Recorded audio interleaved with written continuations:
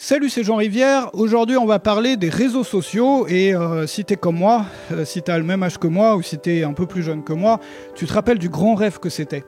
Du grand rêve que c'était les réseaux sociaux à l'époque de ce qu'on appelait le Web 2.0, c'était une révolution.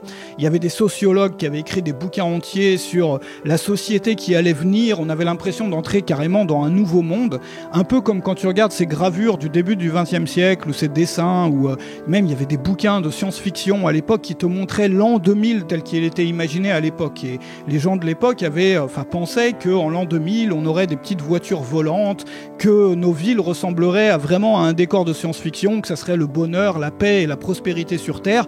Et on se rend bien compte aujourd'hui, on a passé l'an 2000 maintenant depuis 22 ans, que ça n'a rien à voir avec tout ça, qu'il y a des progrès, il y a des beaux progrès, mais que ces progrès-là n'ont à peu près rien à voir avec les espérances que nos ancêtres avaient. Et c'est un peu pareil pour les réseaux sociaux. Tu te rappelles que quand le web est devenu social, donc avec ce qu'on appelait le web 2.0, ça a commencé par l'apparition des commentaires sur les sites web, les gens pouvaient donner leur avis, il y avait des interactions, il y avait tout un grand rêve aussi autour du journalisme citoyen, avec des sites comme Agoravox. Tu sais, il y avait des gens qui aimaient pas trop les journalistes et puis qui voyaient là-dedans la possibilité pour chacun de s'exprimer, de faire du contenu sérieux. Et puis il y a eu le fait que chacun pouvait s'exprimer, pouvait discuter, et on avait l'impression que c'était une nouvelle ère et que ça allait changer beaucoup de choses, aussi dans la démocratie, aussi dans plein de choses, et tout le monde rêvait un petit peu. Et puis on est arrivé aujourd'hui en 2022 à la fin, au fond du trou, c'est-à-dire au pire du pire du pire de ce qui pouvait arriver avec les réseaux sociaux. Et pour beaucoup de gens, c'est la pire des déceptions. C'est-à-dire que c'est vraiment pire qu'avant. Pire qu'avant sur quel plan? Alors avant de parler du pire des plans, celui qu'on vit en ce moment finalement, qui nous détruit, qui crée tellement de dépression, qui crée tellement de colère, qui brise des vies, qui brise des familles, c'est l'horreur. Avant de parler de ça, juste quelques points, mais que tout le monde connaît maintenant parce que tellement a été écrit dessus, il y a eu tellement d'études, de recherches là-dessus. C'est bien entendu les effets déjà sur notre attention, notre capacité d'attention. Si tu discutes par exemple avec des enseignants, notamment surtout des instituteurs, ils vont te dire qu'ils constatent chaque année, d'ailleurs il y a des statistiques là-dessus, chaque année, que les troubles de l'attention sont encore plus marqués que l'année passée. C'est-à-dire qu'à chaque nouvelle génération, chaque nouvelle année qui passe, les jeunes ont de plus en plus de mal à se concentrer sur de la longueur. C'est-à-dire lire un livre, c'est-à-dire étudier un sujet. Pourquoi? Parce qu'ils sont habitués à zapper d'un contenu à l'autre, à zapper. Bon, pourquoi est-ce qu'ils zappent? Tout simplement parce que c'est l'intérêt des plateformes de proposer plus de contenu court. Pourquoi? Parce que quand tu regardes un contenu court, puis un contenu court, puis un contenu court, il y a plus d'interstices pour te montrer de la publicité. Et donc du coup, ça fait pas sens, sauf peut-être sur YouTube où il peut y avoir de la publicité en plein milieu d'une vidéo, mais pour les autres plateformes, ça fait pas sens de t'amener vers des contenus longs, étant donné que le contenu long va pas leur permettre de vendre des espaces publicitaires. Et donc, il y a beaucoup de gens qui comprennent pas que notre intérêt à nous en tant qu'humains est souvent un intérêt contraire à l'intérêt qu'ont les plateformes. C'est-à-dire que ce sont deux intérêts qui se clashent. Et que notre bien à nous n'est pas le bien de la plateforme, mais que ce que la plateforme essaye de nous pousser, de nous pousser à faire, va dans leur sens et souvent pas dans le nôtre. Donc, premièrement, sur l'attention. Bon, ça, c'est devenu quasiment des détails par rapport aux énormes problèmes auxquels on fait face aujourd'hui, sur lesquels je vais venir tout à l'heure. Mais l'attention, c'est quand même important. Sur notre capacité à apprécier ce qu'on a, à apprécier ce qu'on vit, à apprécier les moments passés avec les proches. Là-dessus, je vais pas faire un long discours, mais ça paraît évident. Bon, troisièmement, les effets sur l'intelligence. C'est-à-dire que le fait de toujours vouloir s'échapper par le divertissement, d'avoir le divertissement tellement facile d'accès, c'est-à-dire dans sa poche, fait que on exerce moins notre intelligence, de moins en moins. Moi, j'ai par exemple j'avais une grand-mère qui a exercé son intelligence jusqu'à la fin, en faisant des mots croisés, en faisant des exercices, des lectures qu'elle jugeait un peu compliquées et tout. Et moi, je pense que ça l'a sauvée, ça l'a énormément aidé. Et aujourd'hui, je me dis, si elle avait eu un smartphone dans la poche, probablement ça aurait pas été le cas. Et il y aurait une dégradation mentale qui n'a pas eu lieu parce qu'elle exerçait son intelligence tout le temps. Il y a bien évidemment l'effet aussi sur l'équilibre mental, et ça va être l'essentiel de cette vidéo. Pourquoi? Parce que c'est le pire. C'est ce qui est en train d'arriver aujourd'hui. Tu vois de plus en plus de gens qui sont déprimés. Aujourd'hui, il y a une épidémie de dépression. Les gens n'ont jamais vu ça. Si tu vas parler à un professionnel, à un psychiatre ou à un psychologue, ils vont te dire ils ont jamais vu ça. Ils n'ont jamais vu ça. Il y a des statistiques aussi qui viennent montrer ça par les chiffres. Il y a une épidémie de dépression. Les gens sont pas bien. Les gens sont malheureux aujourd'hui. Et il y a plein de gens qui se disent mais moi je suis malheureux, ça va pas, j'ai l'impression de pas être comme les autres. Et il suffit qu'ils discutent avec quelqu'un d'autre, avec leurs amis, pour se rendre compte que leurs amis, c'est pareil, qu'en fait, ils sont pas tout seuls. Et au bout d'un moment, on parle encore avec une autre personne, on se rend compte que cette personne-là aussi, elle va pas bien. Et puis, mon pote d'enfance, il va pas bien. Et puis, telle personne de ma famille. Mais qu'est-ce qui est en train de se passer? Tout le monde va pas bien. Les gens dépriment, on n'a jamais vu ça. C'est une épidémie vraiment de dépression. Bon, alors pas une épidémie au sens, bien évidemment, c'est pas transmissible comme un virus. Mais il y a une sorte, c'est comme une épidémie. C'est-à-dire qu'on n'a jamais vu un truc pareil. Je veux dire, même dans des périodes triste de l'histoire. Quand tu regardes des périodes qui ont été vraiment atroces, il suffit de regarder, tu vois, dans l'histoire récente de n'importe quel pays, on n'a pas vu ça. On n'a pas vu autant de désespoir finalement dans la population générale qu'on en voit aujourd'hui, ce qui fait absolument pas sens parce qu'on a tout pour être heureux. Tu vois, on a tout. On a accès à la connaissance, on a accès au divertissement, on a un confort de vie qui est largement supérieur, on mange mieux, non, on mange pas forcément mieux. Mais bon, tu vois ce que je veux dire. On a accès à plein de choses desquelles nos ancêtres rêvaient finalement. Tu vois, on vit une vie de pacha sur le plan matériel, il faut pas se le cacher. Tu prends n'importe quel pacha ou roi de l'époque, du Moyen-Âge ou même pas du Moyen-Âge, tu remontes même jusqu'au 19e siècle, tu prends n'importe quel personnage important, tu lui montres le degré de confort qu'on a aujourd'hui, qu'une famille moyenne a aujourd'hui, avec le frigo, avec le chauffage central, avec l'isolation de l'appartement, avec la cuisine aménagée, avec un lit, j'en sais rien, avec tout ce qu'on a, avec Internet aussi. Et tu dis, mais comment ça se fait que ces gens-là soient pas plus heureux? Comment ça se fait qu'ils soient tous déprimés? Comment se fait-il qu'ils soient tous déprimés alors qu'ils ont tout? Voilà, c'est ça la vraie question. Alors, on se rend compte, en étudiant un petit peu le sujet, que tout ça, c'est lié à l'équilibre mental. C'est-à-dire que il y a, encore une fois, l'intérêt des plateformes d'un côté et notre intérêt à nous de l'autre. Et ce qui se passe, c'est que qu'est-ce qui marche pour les plateformes? Qu'est-ce qui marche? Quand tu te mets à la place d'une plateforme, quand tu te mets à la place notamment de Twitter, si Twitter ça t'appartenait, tu verrais bien ce qui colle les gens à cette plateforme, ce qui les fait revenir, ce qui les fait vraiment, tu vois, ne les empêche même d'avoir une vraie vie, parce que toi, c'est ça que tu veux si t'es Twitter, ou si Twitter t'appartient, tu veux que les gens soient scotchés là-dessus toute la journée. Tu regardes, qu'est-ce qui fait en sorte qu'ils sont scotchés? Et tu te rends compte très vite que c'est les contenus polémiques, que c'est la colère, que c'est l'indignation, que c'est ne pas supporter que telle personne ait pu dire ça, et donc du coup, tu vas réagir, tu vas rentrer dans un débat, et donc c'est la colère et la polarisation. Et si tu regardes les hashtags, tu regardes comment fonctionne Twitter. Twitter, c'est probablement le pire de tout. Pourquoi? Parce que le fonctionnement de l'algorithme de Twitter, et on va revenir un peu sur les algorithmes tout à l'heure, le fonctionnement de base, il consiste à aller chercher des discussions donc autour de hashtags qui sont petites mais extrêmement polarisantes. C'est-à-dire que l'algorithme va scanner le truc pour chercher des discussions qui sont, des sujets, des hashtags en l'occurrence, mais qui sont des sujets. En fait, c'est pas plus que des discussions, des débats si on veut, sur des sujets où il y a beaucoup d'interactions qui sont polarisantes, c'est-à-dire des gens opposés qui opposent leur point de vue ou qui sont indignés, colériques et tout. Voilà. Et dès qu'ils identifient des petits hashtags comme ça, ils vont les mettre, les jeter, c'est comme quand on jette de la viande au lion, si tu veux, ils vont les jeter sur la place publique en les faisant monter. Et en les montrant donc à plus de personnes pour énerver plus de gens. Et donc ces gens-là se retrouvent énervés par un truc qui ne fait pas sens. C'est-à-dire on n'a même pas besoin de savoir que ce sujet-là existe. Souvent ce sont des sujets qui sont pas du tout importants. Mais on sait que si on voit ce sujet-là, on va être obligé de prendre parti. Si on le voit, on va pas supporter de ne pas prendre parti. On va pas supporter de pas rentrer dans un truc de colère, de combat, de débat. Et donc du coup, ça, tu vois, là, on en vient même bien au-delà du divertissement, parce que le divertissement, à la limite, c'est pas si grave que ça d'être dans le divertissement toute la journée. Ça peut détendre et tout. Le problème, c'est quand il y en a trop. Mais là, on en vient à un point où on a remplacé le divertissement par la colère, par l'attaque, par du sang et des larmes, en fait. Enfin, c'est vraiment ça, par l'agressivité. Mais l'agressivité, elle peut être nécessaire pour se protéger parfois dans la vie. Si on vient t'attaquer chez toi ou si on vient de te dérober chez toi ou quoi, tu peux te défendre. Mais là, il s'agit même pas de ça. Il s'agit de mettre en face des gens des sujets qui sont complètement futiles pour déclencher de la colère chez eux, pour déclencher de la combativité chez eux sur des sujets où la colère n'avait pas lieu d'être parce que ces sujets ne sont pas importants. Et ça rapporte de l'argent aux plateformes. Et donc, ces plateformes-là, de plus en plus, fonctionnent sur un système qui consiste à monétiser la colère, à monétiser l'agressivité, à monétiser la violence verbale, en l'occurrence, mais la violence quand même. Et la question qu'il faut se poser, c'est quels sont les effets pour nous, pour notre équilibre mental de tout ça? Est-ce que c'est un monde dans lequel nous, on a envie de vivre, dans lequel on monétise notre colère, dans lequel on se fait de l'argent, des milliards et des milliards sur le fait qu'on va se taper dessus avec machin, contre lequel on n'aurait rien eu du tout. On aurait pu boire un café avec la personne si on l'avait rencontré. C'est peut-être quelqu'un de super adorable, mais parce qu'on nous a monté en épingle de façon artificielle pour gagner de l'argent. Est-ce que c'est ça, en fait, qu'on veut? Est-ce que ça correspond au rêve, au grand rêve qu'on avait au début du Web 2.0? Je pense que c'est un rêve déchu. C'est l'un des plus grands rêves de ces dernières années qui est complètement aujourd'hui, c'est horrible. Et ça n'a pas été mieux avec ce qui s'est passé récemment, avec l'épidémie. Il n'y a pas que l'épidémie, il y a encore plein de trucs qui sont des sujets qui ont été montés de fil en épingle là-dessus. C'est-à-dire que il n'y avait pas lieu d'avoir toute cette agressivité. Il n'y avait pas lieu de se couper de personnes de notre famille.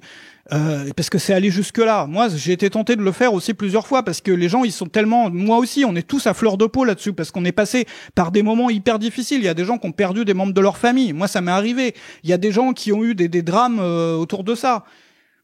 Il y a des gens qui sont inquiets parce qu'ils lisent des trucs sur le web qui les rend complètement inquiets. Et c'est normal. Il y a des gens qui paniquent, mais qui paniquent sincèrement. C'est-à-dire que ce qu'il faut voir, c'est que la personne, elle est pas en train d'être là pour t'emmerder. Et elle est en train de paniquer véritablement.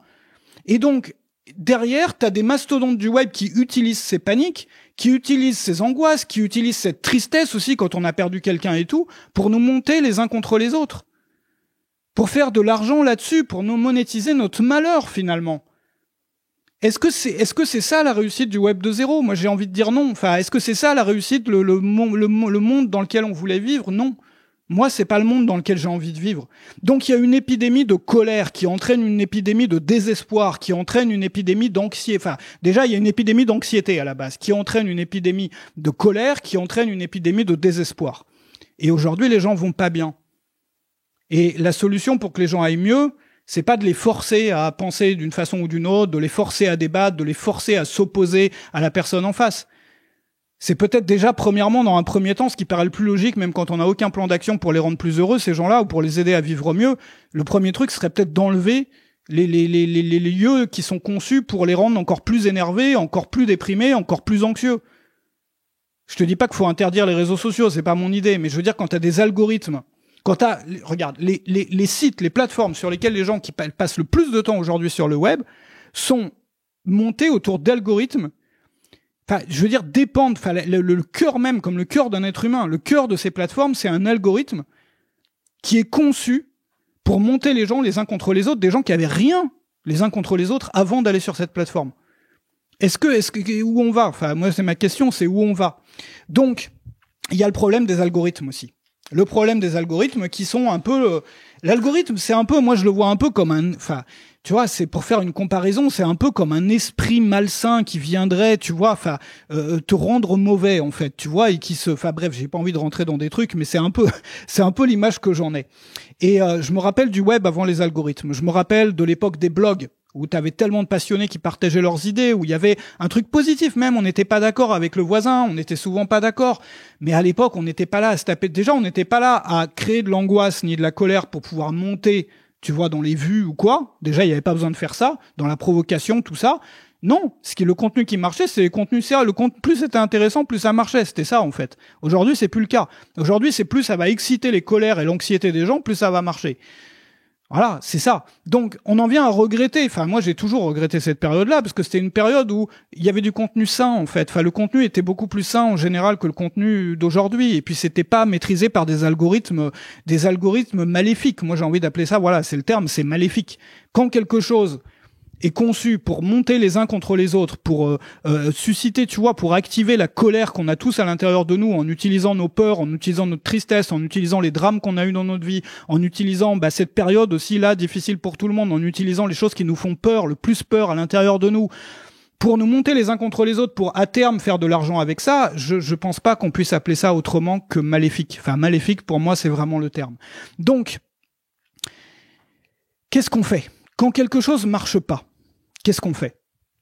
Quand on essaye un truc et que ça marche pas, dans la vie, dans le travail, dans tous les domaines de la vie. Ça t'est arrivé, ça m'est arrivé plein de fois, par exemple, dans mon activité, d'essayer de faire un truc, ça marche pas, bon, qu'est-ce qu'on fait? Toujours la même chose. On revient en arrière. On revient au point, c'est-à-dire, attends, je te fais un dessin, parce que j'ai pas encore utilisé mon tableau blanc aujourd'hui, donc t'en es là. Tu vois, tu progresses, tu te rends compte qu'à ce point-là, à partir de ce point-là, dans ton cheminement, ça a commencé à plus fonctionner. Et ben là, tu reviens en arrière, et tu repars t'essayes une autre direction.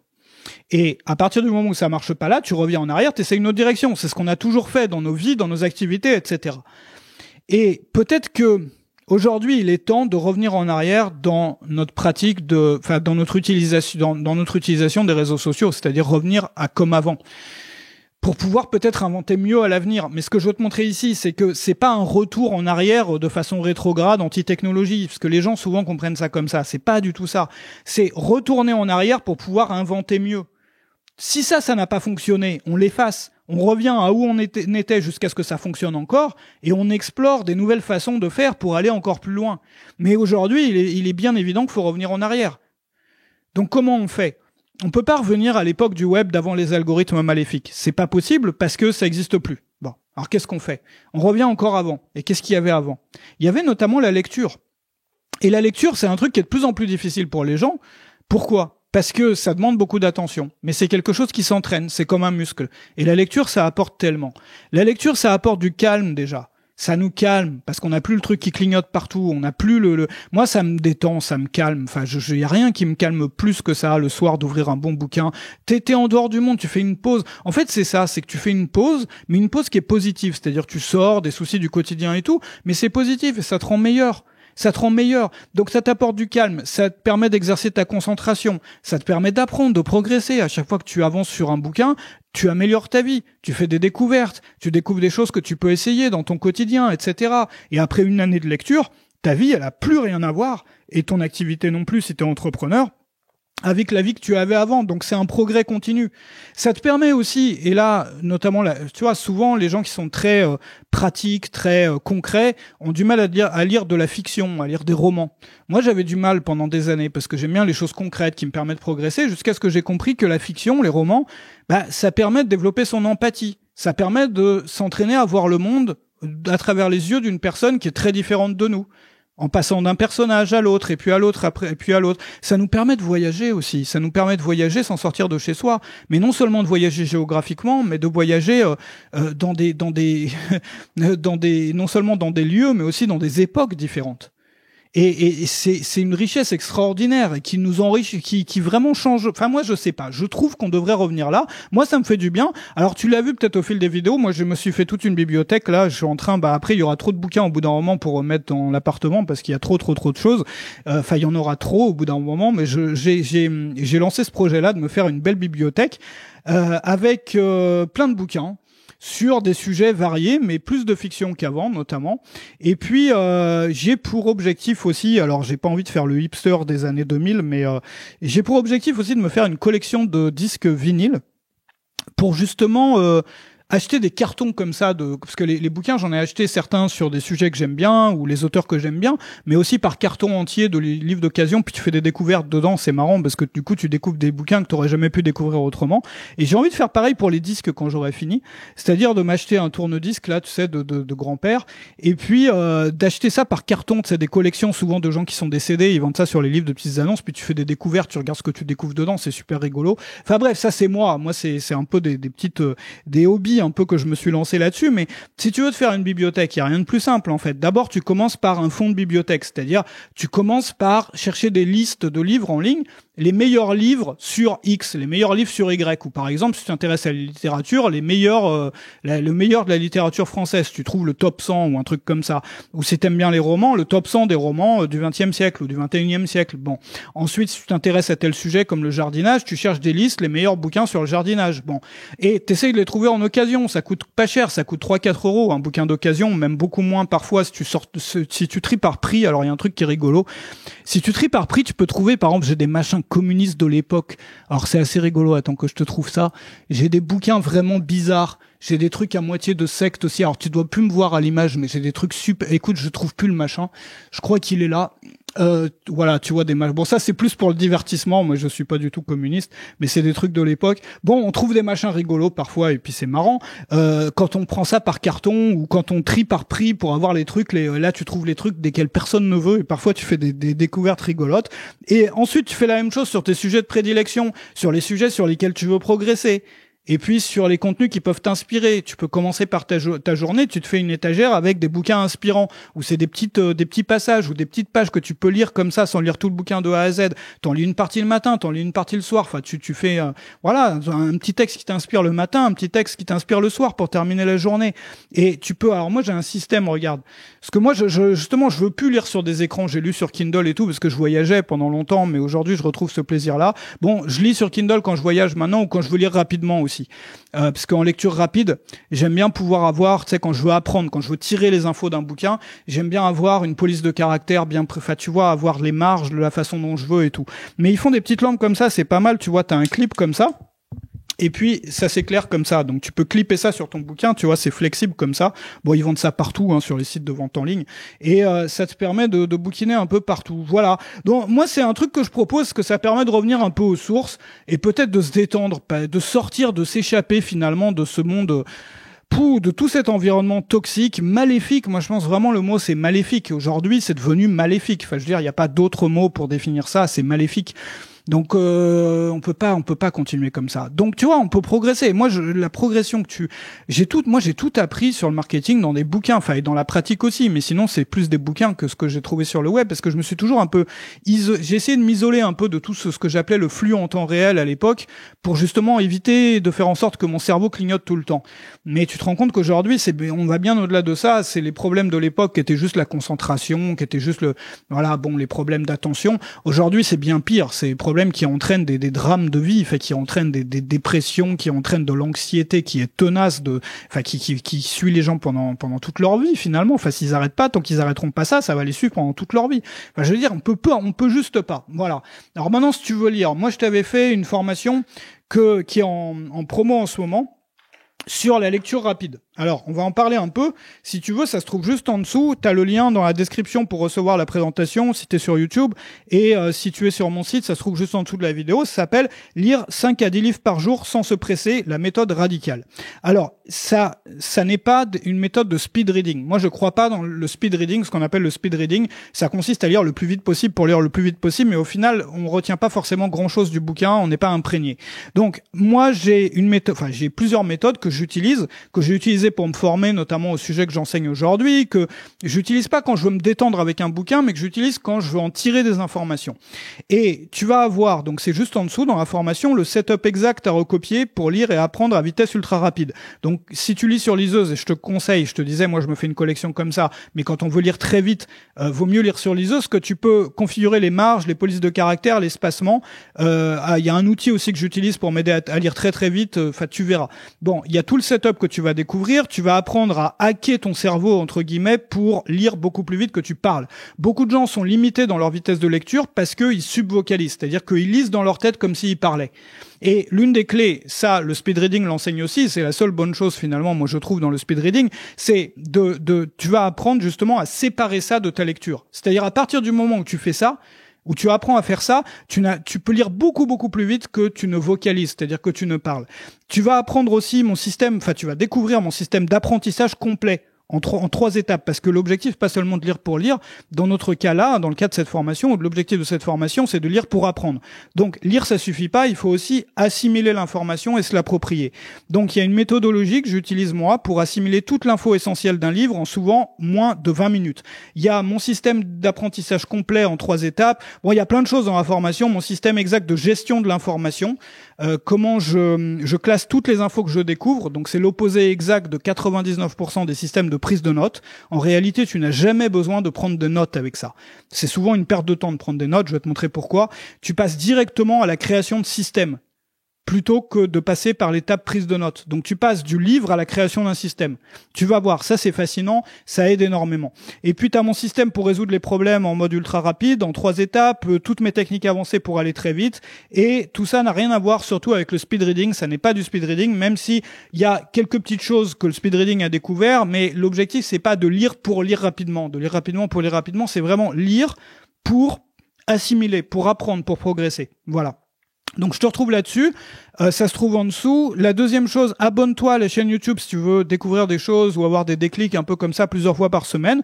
Je fais 3 vidéos toutes les semaines. Le bouton d'abonnement, tu sais où il est, il n'y a pas besoin de te le dire. Hésite surtout pas à t'abonner. Et troisième chose, je t'ai mis 2 autres vidéos qui s'affichent là. Si tu en avais raté, donc il y a la toute dernière vidéo que tu as peut-être loupée, et puis il y en a une autre qui est proposée par YouTube, par ce fameux algorithme maléfique, mais en l'occurrence, c'est quelque chose qui est sur ma chaîne, donc j'espère que c'est pas si maléfique que ça. Merci d'avoir été là. J'espère que ça a pu te faire réfléchir un peu peut-être sur tes habitudes de consommation et surtout sur vers où on va. Où est-ce que tout ça nous mène en fait. Voilà. Salut chez toi, merci d'avoir été là.